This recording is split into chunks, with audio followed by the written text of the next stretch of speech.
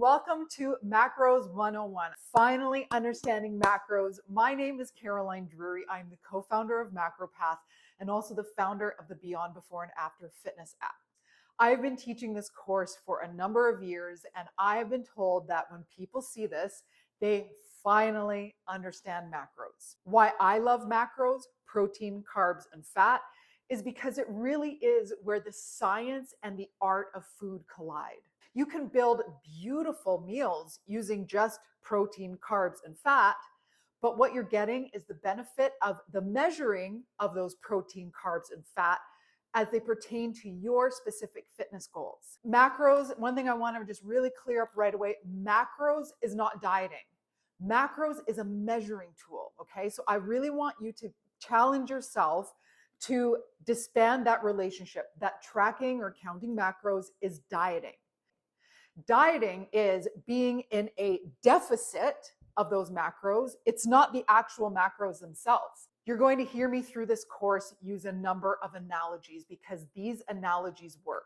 First analogy, macros are building blocks, protein, carbs, and fat. The reason why they're called macros is because of macronutrients, big building blocks, versus micronutrients, which are your vitamins and your minerals. Those are the teeny tiny parts of the food.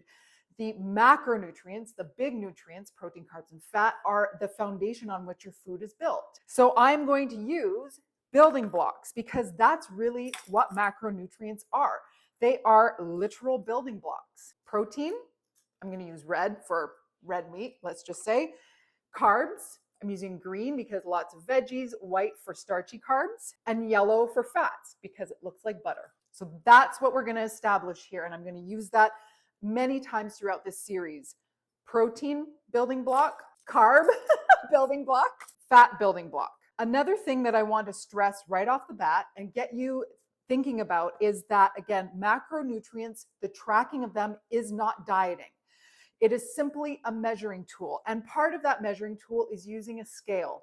This can trip a lot of people up because in many of our minds, when we've been dieting for a while, measuring things equals dieting and equals hunger. So I really, again, want to challenge you to think of macros as building blocks that we are going to measure. Here's my next analogy for you. Picture this. It's Paris. It's beautiful. You're walking in Paris or wherever you really love. Maybe it's Italy, someplace that you love. And you go into a beautiful bakery. Oh my gosh. And you see the chef, the pastry chef, working in the background. That pastry chef is using a scale. Let's say there's a cake and a cupcake. Picture it.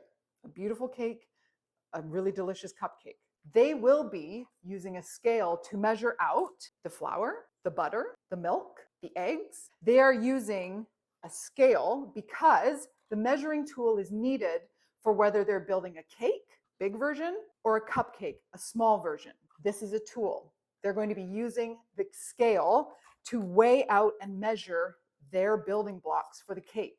So they're going to adjust those building blocks of the cake because a cupcake and a cake are essentially the same thing, but they're using a scale to measure out how much they need for the specific goal. Make sense?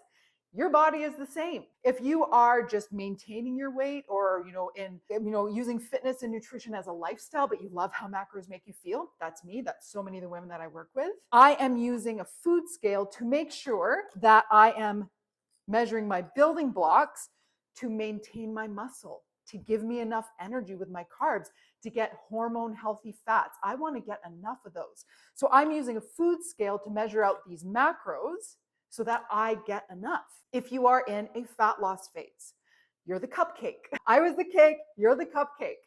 And what you're going to be doing is using the food scale to measure a smaller amount of these blocks. That's the only thing. That's the difference.